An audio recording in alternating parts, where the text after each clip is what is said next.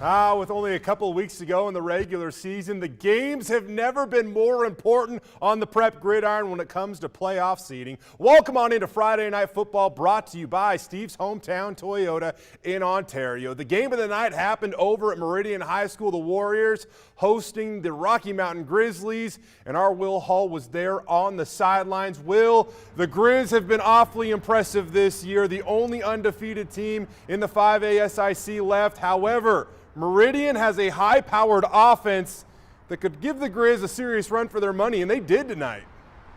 Yeah, JT, they certainly went toe-to-toe with the Grizzlies tonight at home, trying to bounce back after suffering their first loss of the season 2 weeks ago to Eagle, and they gave Rocky Mountain a big-time fight tonight. Let's go ahead and get to the highlights. We're going to pick things up in the second half, third quarter. Rocky Mountain up 3 at halftime. Malachi Martinez trying to rally back his squad. We're going to start out with Meridian's defense making a big-time play here on fourth down, though. Rocky inside the red zone driving, trying to punch it in, make it a 10-point game. But the Warriors defense coming up clutch. Tristan Martinez and Cruz Crofts teaming up for the big tackle there. Gets the ball back to the offense. Could Malachi and company do something with it? Going to the air, showing off his gun, but it's intercepted. Xander Nawahine coming up with a big INT, one of the senior leaders of that veteran Grizz defense. And Rocky Mountain would capitalize on the TO. Their senior standout, do-it-all athlete, versatile weapon, Jordan Erickson. What a clutch run there in the fourth quarter to break this one open. Rocky Mountain goes on the road, knocks off Meridian 31-14 the final. Heading on over to Skyview, the Hawks hosting Timberline tonight. Beautiful fall evening for some football. Pick things up in the first. Wolves defense playing strong early. That's big defensive tackle DJ Burnham coming up with the TFL. Eventually, Skyview would punch it in. Their star quarterback, Clayton Franson, on the keeper up the middle for the score. That made it 8-0, Skyview out in front. Wolves defense battled all night long. That's Burnham and Jamison Kosian teaming up for the sack of Franson right there. Eventually, though, the Hawks would punch it in again. Franson keeping it again. Look at the effort, diving towards the pylon. He gets in there. Skyview hangs on. Timberline rallies in the second half. Not enough. 28-20 the final.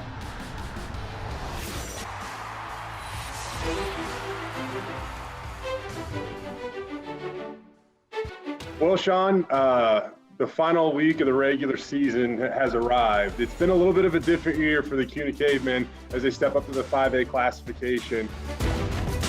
What's your biggest takeaway from this year? I've been able to learn more, since last year we were undefeated. I've been able to cope with losing and learning like every day. We need to start clicking now, so tonight we'll see. How have this year's circumstances forced you to elevate your game even more, Sean? I just try my best all the time. We play our hardest every game, every practice. If we don't, we got small margin for error, so we need to keep practicing hard, and today we need to play hard. Sean, what is the part of your game that makes you a little different than most? It seems like you kind of have these instincts that separate you from others, a feel for the pocket, a feel for pressure. What do you feel like might separate you from other quarterbacks? Wanting to win is mainly my inspiration. I want to be the best player, best team out here. And it's been different because we've been losing a lot this year, so that even pushes me further. How proud are you of what you have been able to accomplish? You won a state championship at the 4A level last year. You're one of a very select few that gets a Division I scholarship to be a quarterback. How proud are you of what you've been able to accomplish at Cuna so far? I'm very honored of all the scholarships I've received, and Montana State for giving me the opportunity that they've given me. But obviously I'm happy about winning the state championship, going undefeated, but in my mind, I want to do even better. How excited are you for these final couple games suiting up for the Cavemen? I'm a senior, so I'm really excited. These are my last few games as a high school student, so I'll give everything I got. I know our whole team will, so hopefully we finish strong. Okay, to Mountain View we go. Sean Austin and the Cavemen were out on the road tonight. Now, Cuna came out and planted their flag at midfield prior to kickoff, and boy, did that make the Mavs mad. Mavericks getting after it on defense early. They get the stop, and then junior Leighton Smithson, he's been impressive lately, and tonight would be no exception. He takes the handoff, scoots the sidelines, and then runs all the way in for 6. Now, a penalty would negate the touchdown, but it wouldn't necessarily take away all the yardage. So it really just delayed the inevitable. Later in the drive, it's Smithson that finds pay dirt. The Mavs pour it on from there. They get their second victory of the season. They beat Cuna 44-14. Up next, we head on over to Borah. The Lions hosting the Capital Eagles in the first. Parker Rushton with the rushing TD, a very fitting name. Borah goes on top 6-0. The Lions in search of their first win of the season. Back comes Capital, though. Avery Downey filling in at quarterback once again for their injured starter. A nice effort here and some great blocking from Cody Walk. It actually helps get him into the end zone as the Eagles fight back. After that, Tyler Fimisone with the nice run, just bouncing off would-be tacklers before he was finally dragged down. Then on 4th and goal, right before halftime, Borah with a chance to retake the lead. But it's Gurkha Pride coming up with a big time stop. Capital's defense holds right here. They go on to beat Borah 22-18. So it'll be a battle of undefeateds. Capital versus Rocky Mountain next week in the 5A SIC District Championship game. All right, up next, really tough to beat this Sunset. It's also really tough to beat Eagle this year, and Centennial found out the hard way. On 3rd down, Eagle quarterback Ben Ford hands it off to Jackson Stampley for the first down. Next play, it's Stampley again, just tough to tackle. He takes it down to the 9-yard line. After that, it's Ford that decides to finish off the drive by himself. This made it 7-0 in favor of the Ponies. Later in the first, Eagle back on offense. And just kind of more of the same. Stampley breaking tackles again. He totes the rock for a first down. Next play, Stampley up the middle. Give him 11 more yards right here. He's having a phenomenal season. After that, though, the Mustangs decide to go to the air. Ford passes to Cannon Morgan, who catches this one. It made it 14-0. Still in the first, Eagle still scoring. Ford can't find anybody, so he's just going to take off and run, scoots out of bounds. Then he hands it off to Stampley, who gets tackled just short of the goal line. He would get a chance to finish this drive off, though. Ford puts it in Stampley's belly, and he takes it into the end zone.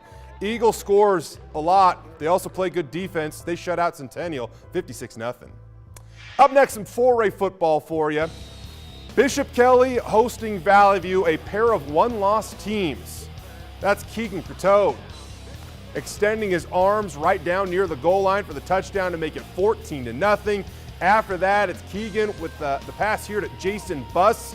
He barely misses our photographer, Logan. My goodness, you're not going to get closer to the action than that this year. And then it's Seth Knopf that finishes off the drive.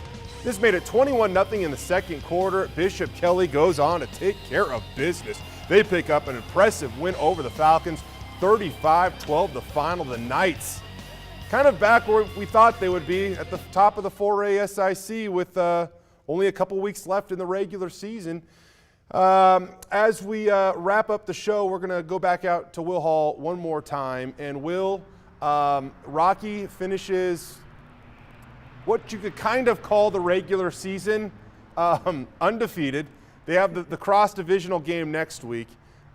They looked impressive, and I know you were right there for it. That little jump cut by Jordan Erickson, man, he is next level, Will. Yeah, he certainly is, JT, and that's what you want out of a senior leader. By the way, apologies, I'm looking at my phone. BYU just scored. They took the lead on Houston in the fourth quarter, in case you're wondering at home. Okay, back to the important stuff, the high school football. Yes, Jordan Erickson, he was phenomenal, especially that play in the fourth quarter that we showed you in the highlights earlier. That's what you want out of a senior leader.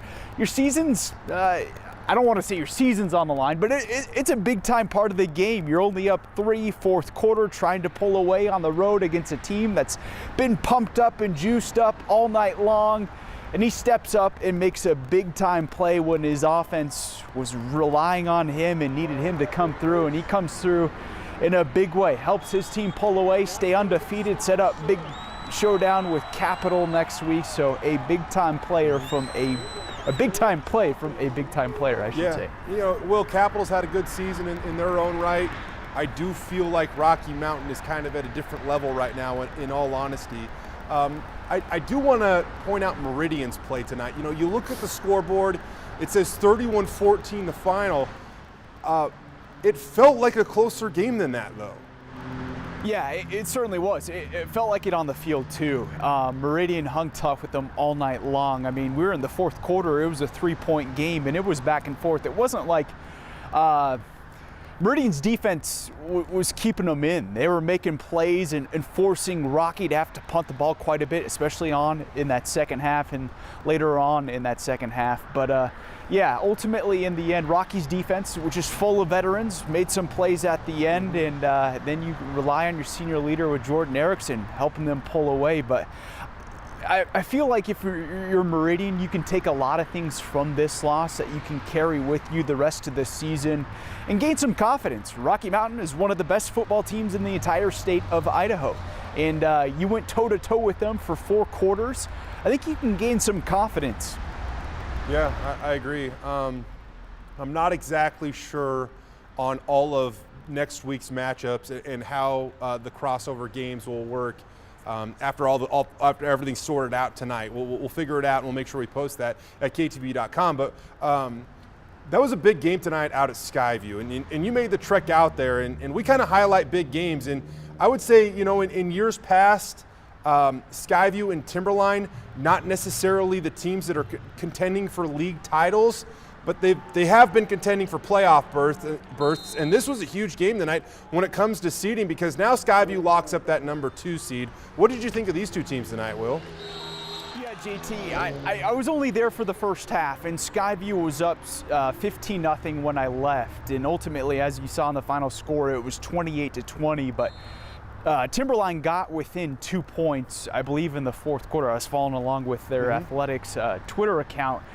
So they showed the ability to come back. Their defense is going to keep them in pretty much any game that they play all season long. They're tough, they're stout, they make plays. Obviously, when you go up against that guy, Clayton Franson, who's one of the better quarterbacks in the state, and he's a big-time playmaker, especially with his feet, you're going to have your troubles from time to time, but Timberline's defense is going to keep them in every game that they play this season. The one big thing, the difference for them offensively tonight, and I talked with Coach Smart, me and Addie, when we were on our walk earlier this week. We bumped into him and mentioned, you know, how you guys doing? And he said one of the things that we're looking at is we have some really good athletes that have been only playing on one side of the ball, but we're getting down to crunch time in the important games of the season.